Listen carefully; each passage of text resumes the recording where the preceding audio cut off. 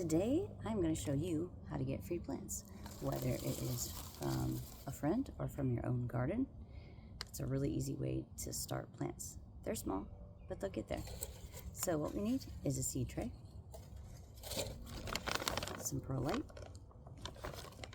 and I don't have the bag, but peat moss. Mix that 50-50. Get a bucket, make sure it's clean, and mix those 50-50. You're going to fill those up like that. And then right here, what I have, I decided to do this with you. I got these out yesterday. No, they don't look great. That's fine. Also, make sure your mixture is wet. So you can make a lot with this, and sometimes they're not successful, so the more you can get, the better. I always just take off the bottom leaves, maybe like right here. You can leave a couple leaves off or on. I go ahead and cut where a leaf was. We call that a node.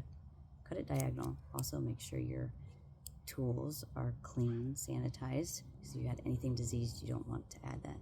So let's cut right here. All right, this is an American beautyberry. It's absolutely one of my favorites. You're gonna get some rooting hormone. Can't really see that anymore. A powdered root hormone. Do not ever dip your cutting into that jar. You'll waste some, that's fine. Don't reuse it. So what you want to do is take your cutting and you want to roll it into that.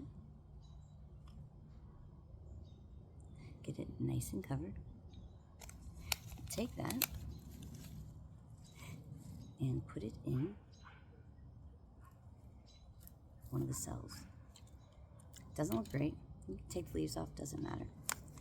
You can go all the way up that stem. You can do multiples of these. I cut those off. You can do this with beautyberries, hydrangeas, wigelias, ninebarks, elderberries. I'll show you how to do hardwood later. So again, we're going to cut off the bottom. You see right here, there's a leaf. We'll call that the node, all right? Cut right about right here. So you cut at an angle, and we want to get the rooting hormone powder right at that node. So get it all on there. It's actually harder to do it on a lid, but it's effective. Like I said, you'll have success with some you won't. Some things are just easy to propagate, some things are not. Pop it into that. So you can do this in the spring, and let's say it's your first time, you weren't really that successful. I'm gonna go a little shorter so I don't have to go to that, so I can get right by that leaf.